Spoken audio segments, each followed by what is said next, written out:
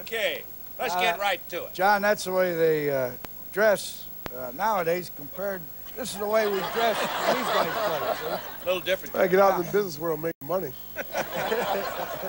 I like his shoes, though. They're pretty good. I like the outfit.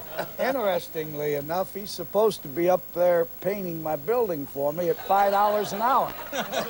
Are you? Laps. Did you check out when you came down? I'm getting paid right now. Yeah. I don't want the NCAA to. I guess you got to be careful what you say, John. You're still a player. Yeah. On the team. And you have every intention of remaining one. What do you think of the season you're facing? This year coming up, I feel it's going to be an interesting season.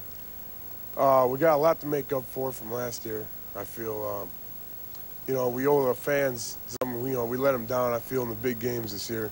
And I think we're going to change that this year.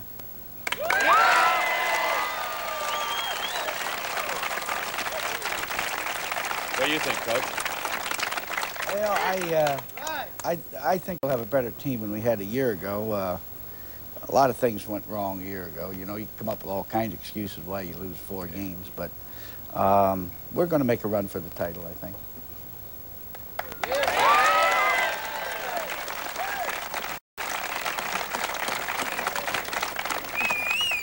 How you guys think Michigan State's going to do this year? Just asking. Let's let everybody speak for themselves. Do you guys, as players, did you ever get intimidated by the size of the man you were facing on the playing field? I mean, there are some large people playing ball these days. The difference, I think, John, is that when I played, they weren't as large as they are today. I see John. Neither were you, actually. They're a little more muscular. In 1969 and 1970, Bo Schembechler didn't want an offensive lineman over 250 pounds.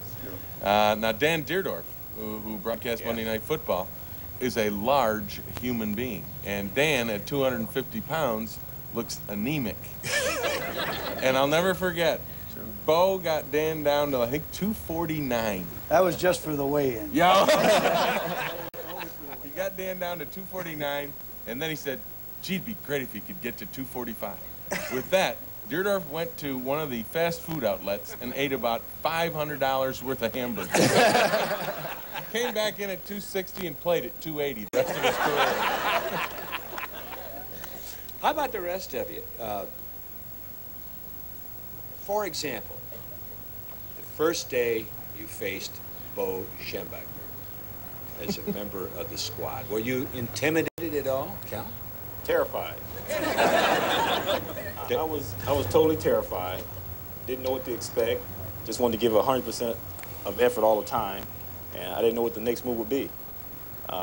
Once you got to know him, he got to know you. Knew that you would work hard on and off the field, classroom as well as the field. He knew you were committed to the program. Different man. You want to work hard for him. He's a motivator. I'm an intense person, and he brought the best out of me, and I still carry it on in my life today. Dennis, quickly. I wasn't never really intimidated by him in the sense that, because Bo and I used to see each other quite a bit. I mean, Bo was like my best friend. I talked to him all the time, and once I got out of classes, you know, I spent 4 or 5 hours a day with him. So, you know, I got to see him a lot more than a lot of the other players, because our meetings, it would be, you know, the quarterbacks and Bo. Yeah. So that wasn't the most intimidating factor. The real intimidation came in the first time that I came out that tunnel at Michigan Stadium and I saw 100,000 people. I just was never exposed to anything like that as a 17, 18-year-old kid. So. Jeff? Well, I think a little different with me because I was recruited by Bump Elliott in that first class, and then Bo came in after our freshman year, and freshmen weren't allowed to play. So Bo had not begun the reputation as the head coach at the University of Michigan. I was already there.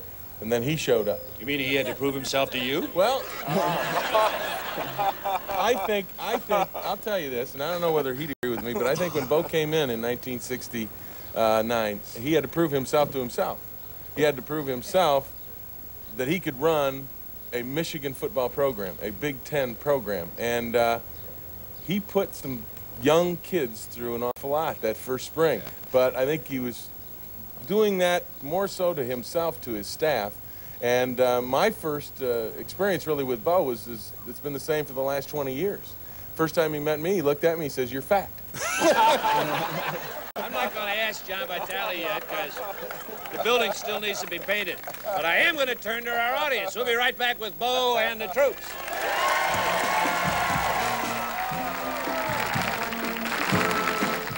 You know, I coached football a long time, and I've been around a lot of games. And the thing that's happened here is a football team that just doesn't quit. And I want you to know how much I admire it. Can't quit. Because everybody, we've got so many guys hurt. Guy goes down here. We had some guys in there playing. I know damn well they hurt, but they played. They hung in there, and it paid off because you are Michigan. Yeah.